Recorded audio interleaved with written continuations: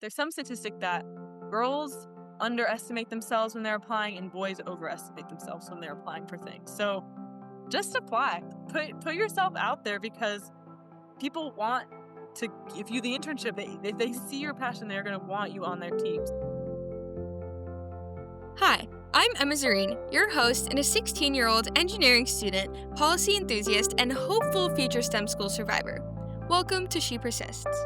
Before we dive in, I just want to take a second to say how grateful I am for each of you. Every listen and every bit of support genuinely means the world to me. When I started She Persists, it started as a little dream to share real stories of young girls in STEM who are challenging norms, finding their place, and inspiring change. Seeing that idea come to life has been so rewarding, and honestly, it's just the beginning. If you've been enjoying these conversations, I'd love for you to be a part of our community by following this podcast. It's one of the best ways to help us grow, share even more incredible stories, and connect with a wider audience. And I hope the conversation doesn't end here. I hope you carry these stories with you and let them be a constant reminder that your voice truly makes a difference. In today's episode of She Persists, we sit down with Hope Dickson, a young woman studying aerospace engineering at Georgia Institute of Technology, whose journey through STEM began in elementary school with a CubeSat launch and grew through years of mentoring, internships, and leadership roles. Hope shares her experiences from Rosie Riveters to NASA's SEAS program, Virginia Aerospace Scholars, and Virginia Tech's C-Tech² program, and she's already built such an impressive path in aerospace. Today, she talks about her experience and growth in STEM, how she took advantage of every opportunity presented to her, and advice for other girls interested in pursuing a similar field. So with that, let's get into it. Here's Hope Dickson. So today I have Hope Dickson with me, a current freshman at Georgia Tech University studying aerospace engineering. Hope, I'm so excited to have you here today. I've heard so many things about the amazing things you've accomplished. So welcome to She Persists. Thank you so much. I'm so excited to be here and talk to you about all things women in STEM. I want to start by asking about something that's pretty much right up the alley of this podcast. You've been working with Rosie Riveters for almost 6 years now, mentoring elementary and middle school students and girls in STEM. So, can you tell me just a little bit more about this experience? What made you join this group and the work you've done? Yeah, of course, I'd love to. So, Rosie Riveters is what started as a local nonprofit and has now expanded tremendously, working on getting young girls interested in STEM. I joined when I was in fourth grade, and I joined because my elementary school launched a small CubeSat into space. It got my parents really thinking about, oh, maybe our daughter is interested in STEM. Not that they hadn't considered it before, but traditionally girls aren't pushed into STEM. And so they found out about Rosie Riveters. And when I started, I was a participant. So I was working on little science projects that get young girls thinking about STEM and thinking in this problem solving, creative thinking mindset. And over COVID, I started working as a mentor with the group. And so in my role as a mentor and a teacher, it looked as teaching young girls STEM classes, designing content, and producing videos online to get more girls interested and inspired in STEM. And I continued that all through high school, and I really loved working with young girls and sort of giving back to them what first got me interested in STEM. I love that you had that exposure so early. That's absolutely amazing. So, I guess kind of tying into that, have you always been interested in pursuing something in STEM? I would say ever since my elementary school launched the CubeSat, I was fascinated by space and the technology we were creating to explore it. Yeah. There was a brief period of time where I wanted to be a lawyer, but you can't really go back once you see a rocket launch. It's very hard Yeah. to watch that and not be fascinated by STEM. And so that's sort of what got my start. And then just things like Rosie and various engineering programs I did through high school just really solidified my interest in aerospace. I've had actually a very similar experience. I was very set on being something in STEM from a young age, and then I had the lawyer phase, and then I Mhm, came back to mhm. aerospace. So funny connection there. But after mentoring for so long, what's something about teaching young kids in STEM that still kind of surprises you? Yeah, so I love teaching young kids in STEM. Even though it's the same moment every time, it never grows old watching a little girl, like, finally understand and grasp a concept. They go from struggling and on the verge of giving up to they finally have that aha moment and, like, sparks fly and they finally understand it, and even though it happens time and time again when they finally understand, like, it's just such a good feeling to watch them grasp it on their own and, like, see them have so much joy because they solved the problem on their own and they figured it out. I love that. I feel like learning problem solving skills at such a young age, especially in STEM and learning like how to fail and, pick it back up and then continue and just learning all these concepts at such a young age is so foundational and it's so important, helping guide you through your future path. But what projects do you guys usually do with the kids? What I love about Rosie Riveters is we do so many different elements of STEM. I would say some of my favorite would be we did a hydraulic desk lamp once, and it's basically where the top of the lamp rotates based on hydraulic pressure. We also made a radio, and that was really cool when I was in elementary school because I don't wanna say we hacked onto the radio, but we were basically able to use a wire to get connection to the local radio stations, and that was mind-blowing for an elementary schooler. Some other projects I've really loved is we make binary code bracelets, and that is a great one to get young girls interested in, like, how we communicate with a computer, and I will admit I've stolen that project actually because I was the president of my coding club at high school, and high school girls get just as excited about making a binary bracelet as the 6-year-olds do. That sounds really cool and a lot of projects that, you wouldn't have access to necessarily without the program. So diving a little bit deeper here, I know you did several aerospace engineering internships throughout high school. What's been your favorite or the most influential for you? So this will come as no surprise to you, but NASA Seas was definitely one of my favorite high school experiences. Seas is STEM enhancement in earth sciences and is internship over the summer for high schoolers to really get hands-on research opportunities in a specific field of STEM. And so my group was called FunPed. So we were fundamentals of position estimation for drone swarming, which say that 10 times fast. But basically, we looked at alternate ways of positioning a drone when you don't have access to GPS. So not only did I get to work with building drones and testing and flying and collecting data off of them, but I also learned a lot about the future advancements of drone technology and where it's going to be used. A big part of drones nowadays is being able to put them in a situation where you don't have GPS access. So search and rescue missions or exploring other planets is really fundamental to what we would like to see drones doing in the next couple of years. And through Seas, we got to experiment a lot with LiDAR data because that's kind of the future of drone positioning. And I would say something else that really was special about Seas for me is I love math. And I've always loved math, but I've always struggled to see like where will I get to use math in my daily career as an engineer. But through C's, I got to lead the math portion of our project, which was filtering data to take out the noise when you're flying a drone. Like small things can shift the data. And so there's a special filter called a comment filter that we used. And I got to make all the code and the math for it. And that was really, really cool for me to like put, math concepts that I've learned in school onto a real, like, here I'm holding a drone that my math is being used for. So that was really special. That's amazing. Did you guys run into any like problems or technical challenges throughout Oh, your yeah. project? So many problems. That is the beautiful thing about engineering. So many problems were had, but we overcame them. I'd say a big one was we really struggled with building the drones. They just had a lot of technical issues and it took a while to get them off the ground. And then when we finally did get one off the ground, it blew up in a library. And that was a very scary experience because we are in a library with stacks and stacks of NASA documents, and our drone is literally on fire on the floor. And so we recovered from that. And then after that, we just sort of had to reevaluate how we were working as a team. C's was a really great opportunity to learn some of those teamworking skills because we had 8 different people from very diverse backgrounds and skill sets within engineering. And before the fire incident, we had sort of just divided and said, everyone do your own thing and figure it out. But after that, we really learned how to combine our talents into separate groups. So we had one group building a drone. We had me working on the math. We had another person working on getting different elements of the poster together. So while it was a setback, like all things in engineering, that failure really propelled us forward. I think, into a better project than we would have been if it had all gone according to plan in the beginning. I can imagine building a drone in that short of Mhm. an amount of time Yeah, is difficult. it's Yeah. definitely a crunch, but we got there, and I'm sure you've had similar experiences on your internship too.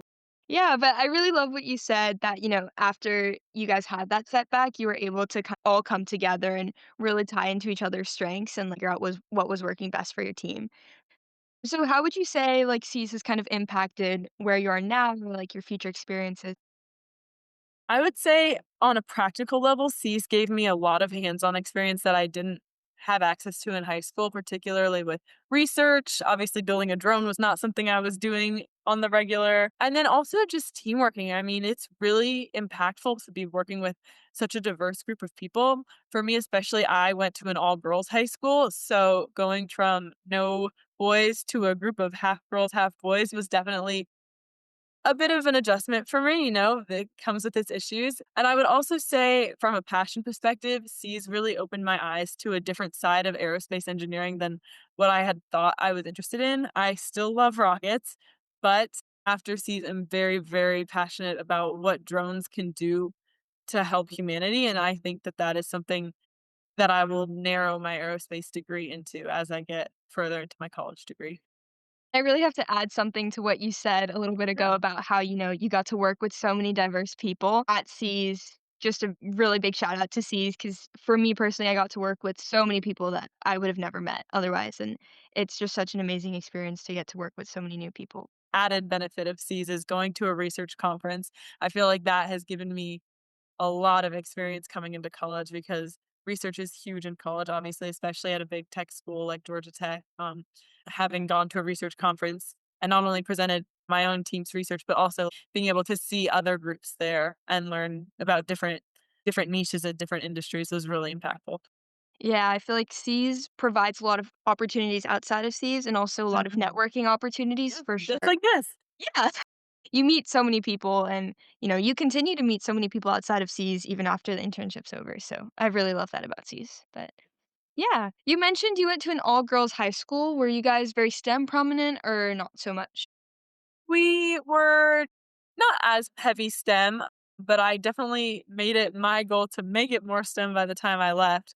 So when I was a freshman in high school, our coding club had 3 people at the beginning of the fall, and by the time we got to spring, there were no people in the coding club, and so my school was planning to disband it because of the lack of interest, and I, right, coming from Rosie Riveters, was always really passionate about having STEM spaces for girls available. And so as a sophomore, I volunteered to sort of restart the club from the ground up.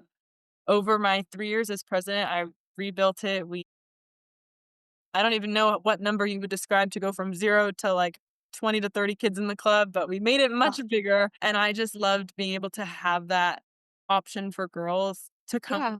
coding from a variety of backgrounds, most of which were they'd never coded before. We did so many different projects. My goal with the club was really to get girls to sort of dip their toes into a variety of different coding languages, and so we did, like, type code with Java and HTML, but then we also learned about AI and we made custom chatbots, which was really fun. And we entered hackathons and all sorts of things just to get girls to see that coding is something they can do, right? A lot of girls and a lot of people in general just look at coding and think, oh, it's like a foreign language that I can't pick up. So I was really passionate about getting people to see that this is something you can do. So that was a big way I brought STEM into my high school. Yeah, that's fantastic. I love that you took that initiative to create that space for people. I feel like you really need someone to take that first step to find that passion in people. Yeah, and I wouldn't have been able to do it without so many amazing teachers at my school. I mean, my math teacher freshman year really helped get it off the ground, and then we had a STEM teacher come help too, and right, it's like a group effort all the Oh, time. yeah, You can't do it by absolutely. yourself, and that's what I've loved about C's and Rosie Riveters, and then the coding club in high school is like, you need that community of women. You need to have that space and that networking start young so that you can be surrounded by women as you inevitably face challenges in the field. Yeah, and I feel like STEM itself is such a big community. A lot of the challenges or even technical challenges that we face as just people in STEM, not even necessarily women. It's amazing to have that support group and have those people around you who face really similar things. Yeah, absolutely. But you also did VAST, or Virginia Aerospace Science and Technology Scholars, for those who don't know. During this program, you also held a leadership position as Deputy Systems Manager. Can you tell me a little bit more about this experience in general and kind of what this position entailed and the role it played in your experience? Yes, so VAS was a very unique experience for me because, for context, VAS is basically you go away to space camp for a week and you plan this hypothetical Mars mission. And so everybody who comes gets assigned to a different element team of planning a Mars mission. And you basically work your way up. And it's kind of like, if you're familiar with Model UN or Model United Nations, it's like that, but for space nerds. And so I was really excited about VAS because I thought, oh, I'm going to be like planning the spaceship or I'm going to be planning the Mars colony. And when we got there, I was randomly assigned to strategic communications, which is basically media and outreach of a space mission. And at first, I was a little bit disappointed because I thought, oh, I'm just going to be publishing somebody else's work. Like, I'm not actually doing the engineering.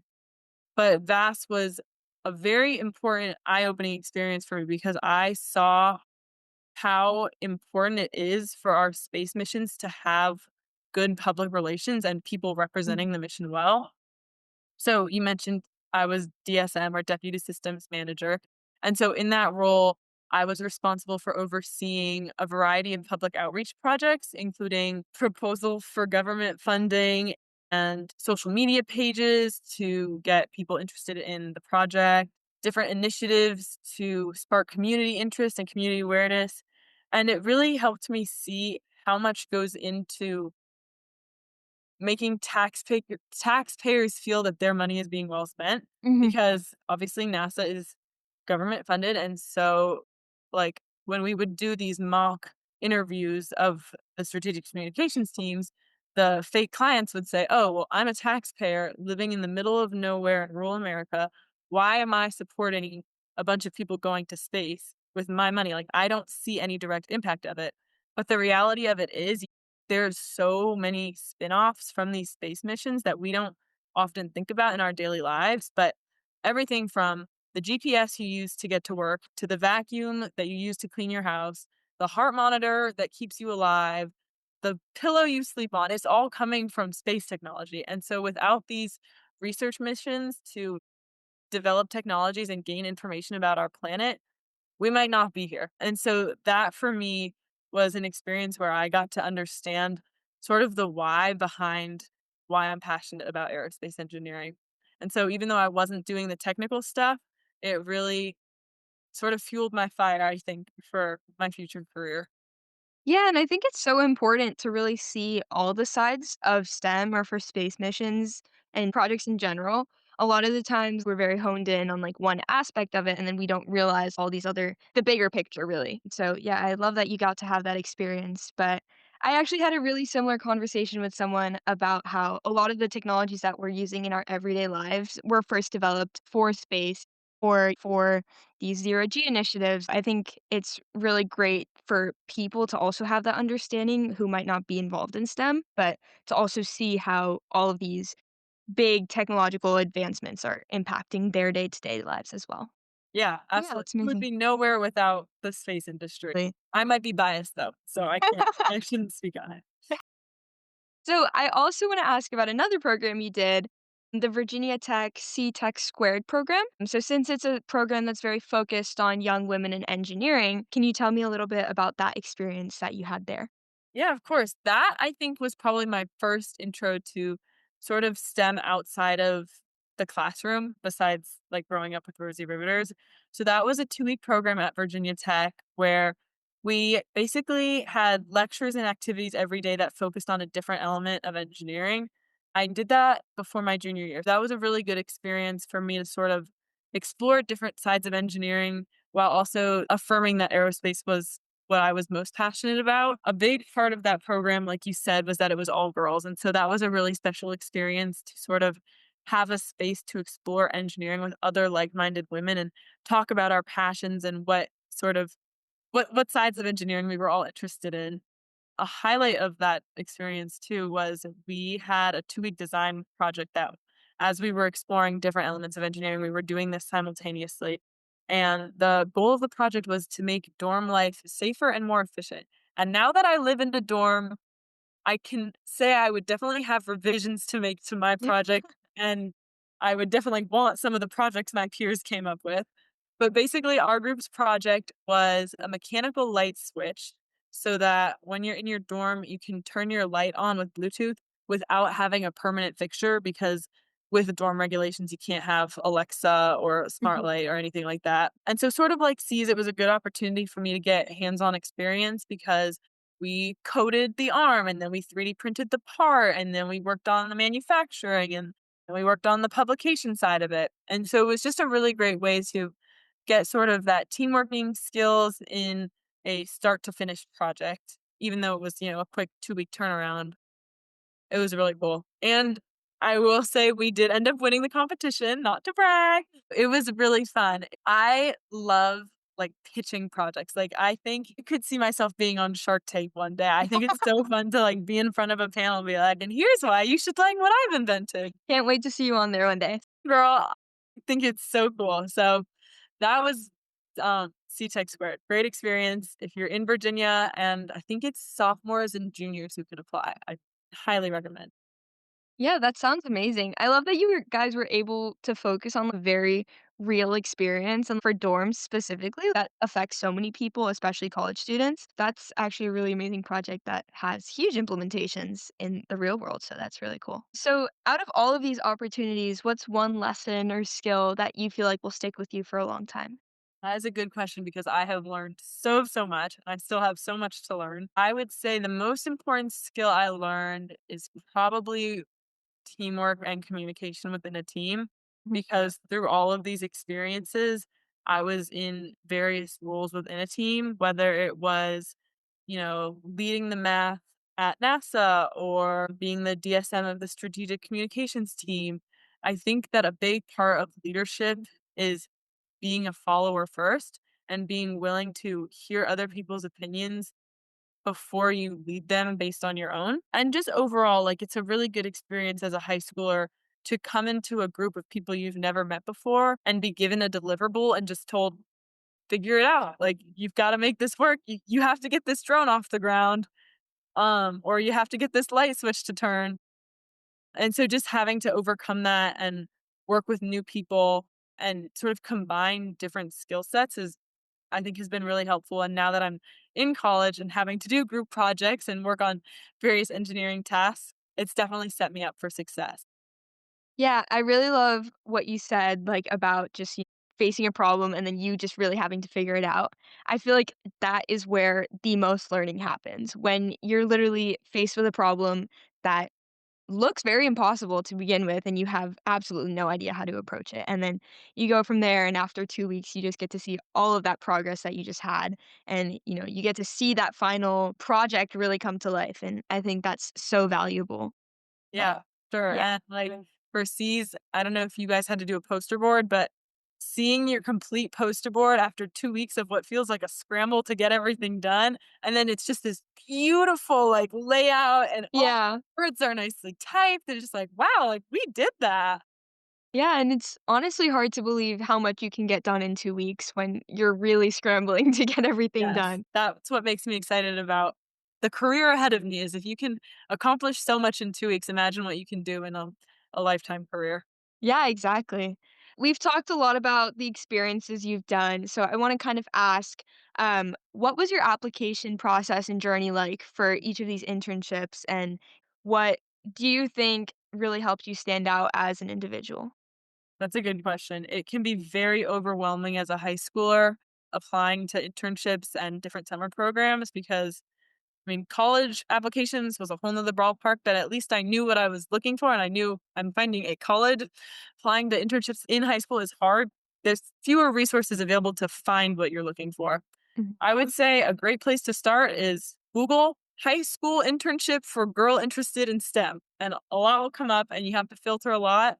And to be honest, as hard as it is, my strategy was just apply to many get into some and then pick one. And yeah, I mean, it's hard. You are writing essays and a lot of them had video applications, interviews. I think what made me stand apart and what will help other people is truly just be yourself. Like, there is value in having a personality and in being passionate about what it is you're passionate about. You don't have to have this beautiful resume with all these accomplishments, right? You're in high school, right? You can be inexperienced, but if you can say, I like aerospace engineering and here's why, that will set you apart from every other candidate. And I also think that having that experience of applying to internships and experiences in the earlier years of high school will set you up so well for applying to college. I think my you could probably read my C's application and word for word see it in a number of my college essays. Like, that made the whole college application so much easier. So apply to a lot now while you have the time to apply so that senior year, half your work will be done for you. Yeah, I really love what you said about you are in high school, so it's okay to not have all the experience in the world, obviously. One thing I really like to stress on is that you should be able to sell your passion to whoever's interviewing you or whoever's reading your application because, at the end of the day, they want people who really care about what they're doing. So, yeah, I think that's a great point you made. To say you can teach someone how to code, but you can't teach them to like coding. Something you can be taught the Absolutely. technical stuff. That's easy. You can pick it up, but what will set you apart is that passion, that drive to want to learn. Yeah, for sure. And I guess tying into that, what's the biggest piece of advice you would give someone who's going through this whole internship application process or maybe even applying to college for something STEM related? I would say in general, I mean, I know I just said it, be yourself. Seriously, that will set you apart. I would also say there is value in just applying to as many as you have time to apply for. I know when I was applying to C's, we got to the day before it was due. I had pretty much done all of the work to apply. And I sat down at my kitchen island and I said, Mom, I just don't want to apply. Like, it's so much work. Everything was done. I just didn't want to do it. And she made me do it, and I'm glad she did. And that ended up being the one that I wanted to do the most. So just apply, right? You miss 100% of the shots you don't take. If you've got the work done, or even if you haven't, I mean, worst case, you've done an experience of self exploration by writing 100 words about yourself, right? So just make that effort to apply, and you can always say no, but it's really exciting when you do hear back, and even if you hear back from one or none, I got rejected from just as many, if not more, than I got into. So just shoot your shot. Yeah, I totally agree with all of that. But we've talked a lot about the experiences you've had and everything you've done up till this point, and you just started your freshman year at Georgia Tech. So congratulations on that. Thank you. Um, have you had the opportunity to join any clubs or look into any STEM related organizations on your campus yet? Yes, I have. So Georgia Tech has about a million different engineering clubs. And I think the hardest part of my first month here was picking which one to join because they literally have too many. Something that is unique about the college club experience is you have to apply to clubs. So that narrowed down my options because I did not want to apply to every club that they have. The big engineering club I'm in right now is called Solar Racing. And basically, they build from the ground up a car that is completely reliant on solar energy and then they race it across the country. My gosh. It's Wow. really cool. I am so excited. I am not interested in cars as a career, but the aerospace applications for a solar car are really important because since you are so reliant on the sun as your energy, you wanna make the car as efficient as possible, and a big part of that is making it as aerodynamic as possible so that you're not wasting fuel on just getting the car to go. So I'm really excited about that. I will be doing aero body work and I think it's going to be really cool. We get to work in a car shop. They have sponsors from big names like Ford and Milwaukee and I am just so excited to like get my hands dirty. I think that will be a really cool experience. They're also starting a new car this year. So it's a couple year turnaround for each car. So I'm excited that I'll get to start sort of Yeah. at the beginning and watch it through my time here as a student.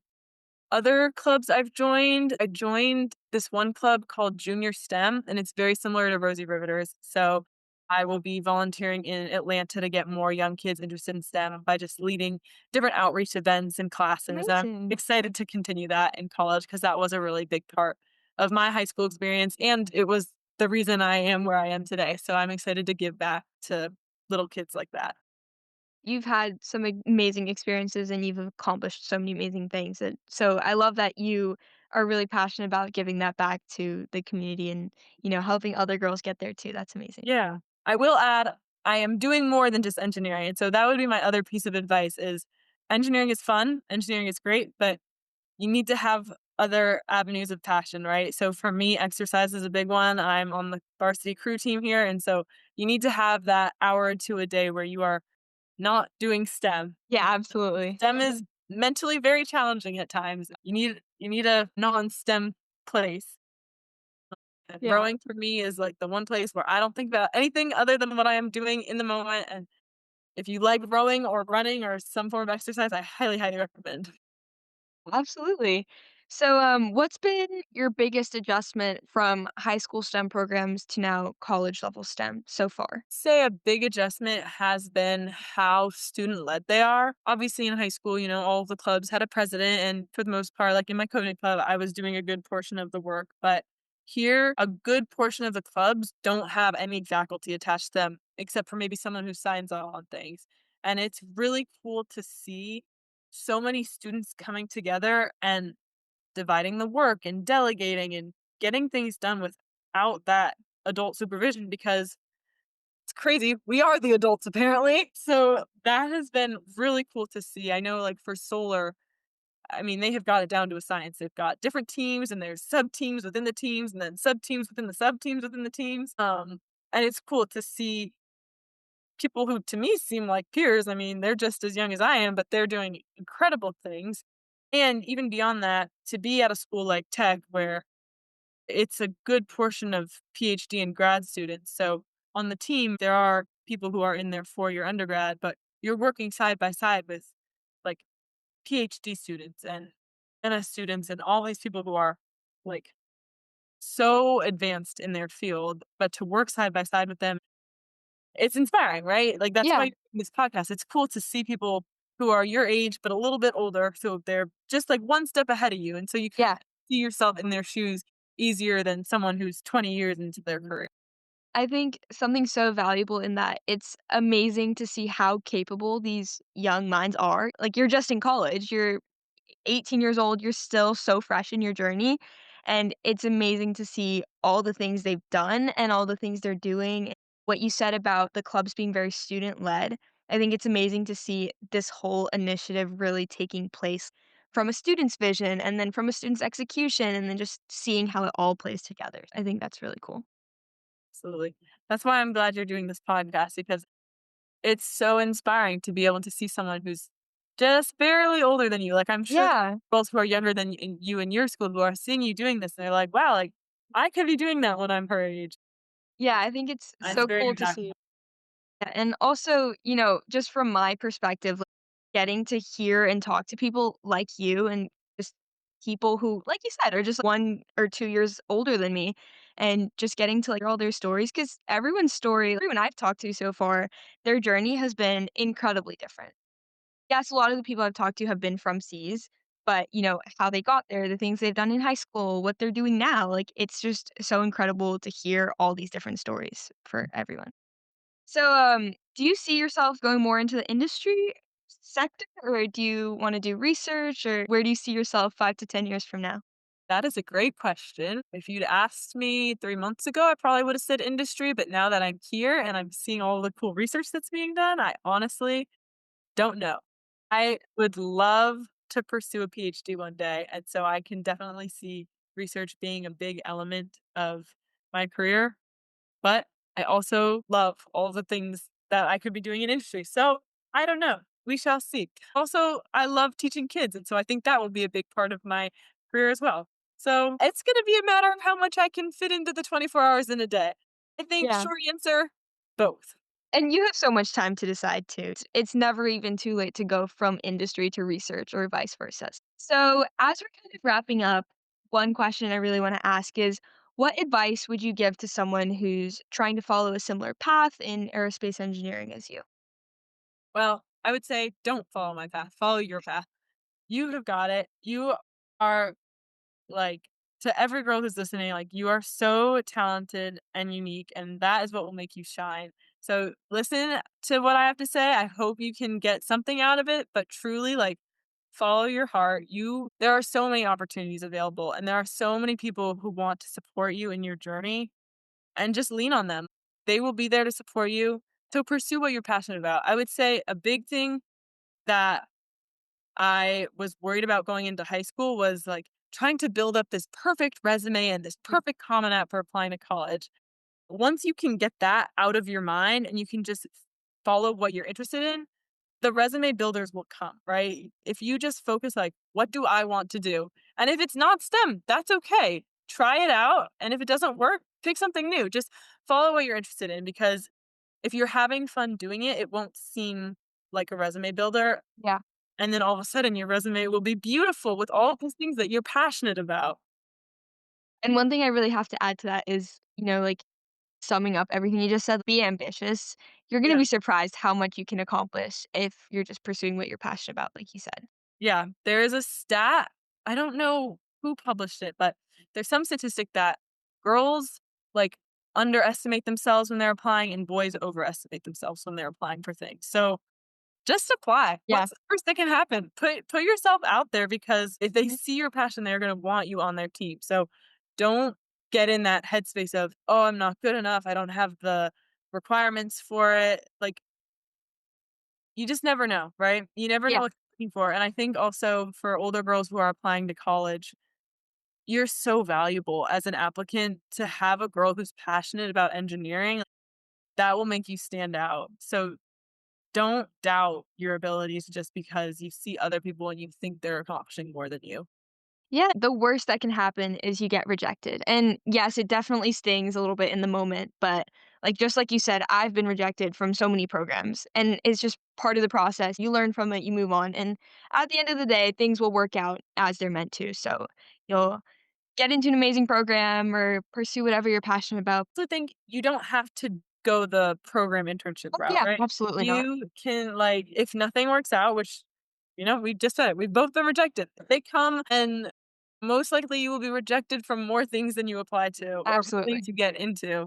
And I think that something that can be a really fun way to pursue what you're interested in is a passion project. So I pursued a gold award in high school, which is a Girl Scout project for senior gold or Girl Scouts. So just like, take something and do it. Be passionate about something. I really cannot stress enough how important it is to try things and be passionate about them. If you try them and you're not passionate about them, pick something new and be passionate about that for a month. And if it doesn't work, start all over again. But truly Yeah. just be interested. Not enough girls and boys, anyone, teenagers these days just aren't interested in things. So find those interests and pursue them.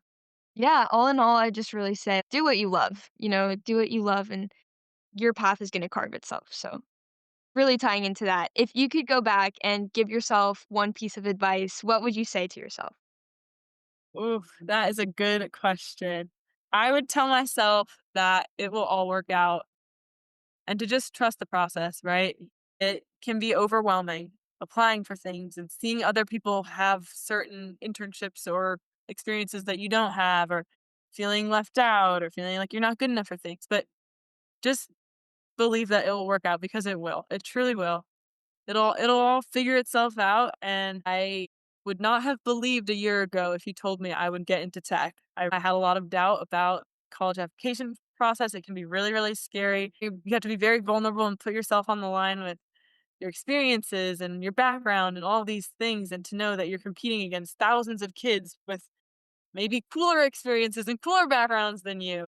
But just trust that it'll work out because I truly believe that whatever door is opened is the door that's meant for you. And so Yeah. a door will open, and it might not be the one you're expecting, but it will be the one that's meant for you. Yeah, and I feel like it's always so amazing to just look back at yourself 1 year, 3 months, even 2 weeks before and just see everything you've done and everything you've accomplished and just how you're really growing as a person, even just in general. I love that. Well, Hope, thank you so much for joining me today and for sharing your journey. Everything you've shared, aerospace, leadership, mentorship, everything has been so inspiring. And I know our listeners are going to take a lot away from your story. So I really appreciate your time and I'm so excited to see where your path takes you next.